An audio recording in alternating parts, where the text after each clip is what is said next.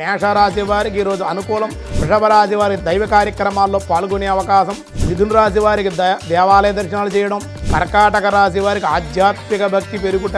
ఎవరు భక్తులు ఎవరు భక్తులు కాదో ఎవరు భక్తులుగా నటిస్తున్నారో పరీక్షించడం కోసం పరమాత్మ అంపశయ్య మీద లక్ష్మీదేవితో ఆదిశేషుడి మీద పరమాత్మ కపట నిద్రలో ఉంటాడు. చాతుర్మాసాన్ని 4 మాసాలు పాటిస్తారు. 4 మాసాలు ప్రతిరోజు కూడా నారాయణ జపం చేయాలి. నమో నారాయణాయ నతభక్తలోకాయ నమో శ్రీనివాసాయ శ్రితవత్సలాయ నమో దేవదేవాయ దివ్యాయ నమోస్తు. భక్తివర్ణ ప్రేక్షకులకి భారతీయులకి ప్రవాస భారతీయులకి తొలి ఏకాదశి శుభాకాంక్షలు శుభ ఆశీస్సులతోటి ఈరోజు దినారంభ చక్రంలో 25/7/2026 స్వస్తి శ్రీ చాంద్రమానం పరాభవనామ సంవత్సరం దక్షిణాయనం గ్రీష్మ ఋతువు ఆషాఢమాసం శుక్లపక్ష ఏకాదశి తొలి ఏకాదశి శనివారం. ఈరోజు తొలి ఏకాదశి ఉదయం 11:52 వరకు ఉంది. పూర్తిగా ఉన్నట్లే. సూర్యోదయం తర్వాత ఉంది కూడా పూర్తిగా ఉన్నట్లే. అనురాధ నక్షత్రం ఈరోజు ఉదయం 6:02 వరకు. అనంతర జ్యేష్ఠ నక్షత్రం. వర్జం మధ్యాహ్నం 12:14 నుండి మధ్యాహ్నం 2 గంటల వరకు కూడా వర్జం. దుర్ముహూర్తాల ఉదయం ఈరోజు 5:40 నుండి 7:22 వరకు. సూర్యోదయం 5:39, సూర్యాస్తమయం 6:33. అమృతగలు రాత్రి 10:51 నుండి 12:37 వరకు.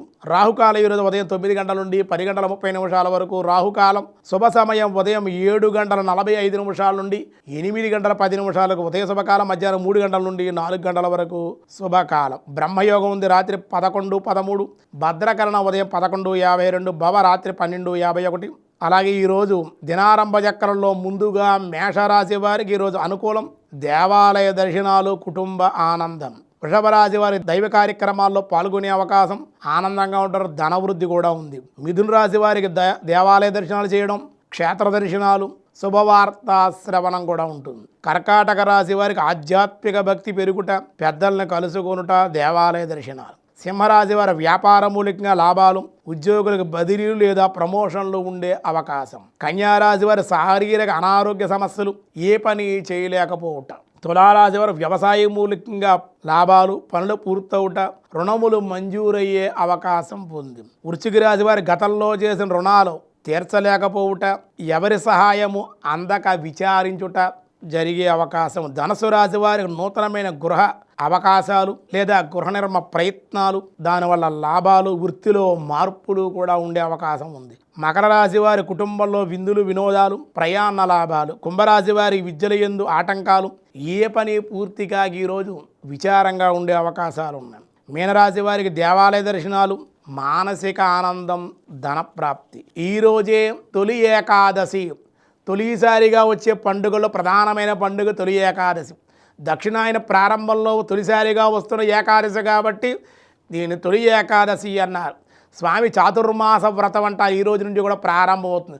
4 మాసాలు స్వామి కపట నిద్రలో ఉంటాడు కాబట్టి దీన్నే శయన ఏకాదశి అన్నారు. ఈ రోజు నుండి కూడా చాతుర్మాస వ్రతం ప్రారంభం అవుతుంది.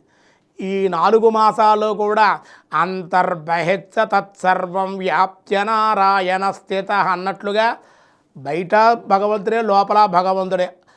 బయటంతా వీక్షించిన పరమాత్మ అంతర్ముఖంగా ఎవరు భక్తులు ఎవరు భక్తులు కాదో ఎవరు భక్తులుగా నటిస్తున్నారో ఈ సృష్టిక్రమం ఏ విధంగా జరుగుతోందో పరీక్షించడం కోసం పరమాత్మ ఆ క్షీర సముద్రంలో అంపశయ్య మీద లక్ష్మీదేవితో ఆదిశేషుడి మీద పరమాత్మ కపట నిద్రలో ఉంటాడు. పరమాత్మ నిద్ర ఏమిటండి, కానీ అలా నటిస్తాడు. ఎందుకంటే ఎక్కడెక్కడ ఏం జరుగుతుందో తెలుసుకుంటూ అంతర్ముఖంగా తెలుసుకుంటాడు. కనుక మనం ఏం చేయాలి, పైకి ఉచ్చరించకుండా మానసికంగా పరమాత్మను జపం చేయడం, యాగం చేయడం, యజ్ఞం చేయడం, హోమం చేయడం, ఇలా చాతుర్మాసం ఈ 4 మాసాలు కూడా పరమాత్మకి ప్రీతి కలిగిస్తాయి. దక్షిణాయనం అంటే చాలా పాపాలు ఎక్కువగా ఉంటాయి, ఎక్కువ నరకాలకు పోతూ ఉంటారు. అలా కాకుండా ఉత్తరాయణ పుణ్యగల దేవతా ఆరాధన, దక్షిణాయనం మానవుల ఆరాధన. కనుక మనకి రోగాలు వర్షాల వల్ల దక్షిణాయనం కాబట్టి నరకానికి పోయేటువంటి సమయాలు కాబట్టి ఈ దక్షిణాయనంలో భగవంతుని ఆరాధించడం కోసం పరమాత్మ కపట నిద్రలో ఉంటాడన్నమాట. ఈ 4 మాసాలు, 1 మాసం తరిగిన కూరలు తినకపోవడం, ఆకుకూరలు 1 మాసం, కాయగూరలు ఒక మాసం, పప్పు ధాన్యాలు ఒక మాసం, పప్పులు తినరన్నమాట ఒక మాసం అంతా పాలు పెరుగు కూడా స్వీకరించడం. ఇలా 4 మాసాలు ఒక్కొక్కటి విసర్జించి నిరంతరం కూడా నారాయణ్ని స్మరిస్తూ ఒకే ప్రదేశాన్ని కదలకుండా చాతుర్మాసాన్ని 4 మాసాలు పాటిస్తారు. 4 మాసాలు ప్రతిరోజు కూడా నారాయణ జపం చేయాలి, భగవంతుని అర్చించాలి, నిత్యం కూడా హోమం చేసుకోవాలి. ఆ యొక్క గురువు యొక్క పర్యవేక్షణలో ఈ చాతుర్మాస వ్రతం దీక్ష చేసేవాళ్ళు ఉండాలి. ఈ 4 మాసాలు ఎక్కడికి వెళ్ళకూడదు, కదలకుండా ఉండాలి. కాడు ఒకే ప్రదేశంలో ఉండి భగవంతుని ఆరాధిస్తే కనుక ఎటువంటి శక్తి కలుగుతుందంటే, భగవంతుడి గురించి ఎవడైతే తపస్సు చేస్తాడో అటువంటి వాడు ఈ 4 మాసాలు కూడా మనం తపస్సు చేయలేం, యజ్ఞయాగాది క్రతువులు చేయలేము అనుకుంటే, తపస్సు కూడా మనం చేయలేం, మన వల్ల కాదు ఈ కలియుగంలో అనుకుంటే కనుక ఈ 4 మాసాలు భగవంతుని నిరంతరం అర్చించడం, స్మరించడం, ఆరాధించడం, ఉపవసించడం, ఏకభుక్తంగా ఉండడం, భగవంతుని జపించడం వల్ల ఈ 4 మాసాలు హోమం చేసుకోవడం వల్ల, ఒకే ప్రదేశంలో ఉండడం వల్ల, దీన్ని చేయడం వల్ల తపస్సు చేసిన శక్తి వాళ్ళకి లభిస్తుంది అని మనకి అనేక గ్రంథాలు, ఆగమశాస్త్ర గ్రంథాల ద్వారా మనకి, అటు వైఖానస ఆగమశాస్త్ర గ్రంథాల ద్వారా, అనేక గ్రంథాల ద్వారా మనకి చాతుర్మాసం గురించి చెప్పబడింది అన్నమాట.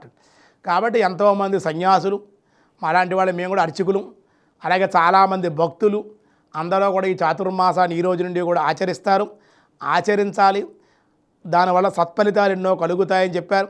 ఈరోజు తొలి ఏకాదశి పరమాత్మ విష్ణాలయాన్ని పరమాత్మను దర్శించడం, పూజించడం వల్ల, ఉపవసించడం వల్ల విశేషమైన శక్తి కలుగుతుంది అని చెప్పారు. అలాగే ఈరోజు ఈ కాలంలో వచ్చేటువంటి రోగాలు, దోషాలు తొలగడం కోసం పేలాల పిండితోటి, బెల్లంతో పేలాల పిండి తయారు చేసి స్వామికి నివేదన చేసి ఆ ప్రసాదాన్ని అందరికీ ఇస్తారు. కందా బచ్చలి తింటారు ఈ ఆషాఢ మాసంలో ఏదో ఒక రోజుని.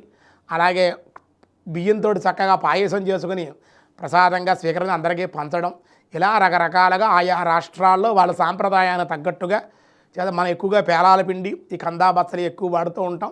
అలా కూడా స్వీకరించడం వల్ల చాలా విశేషంగా చెప్పారు.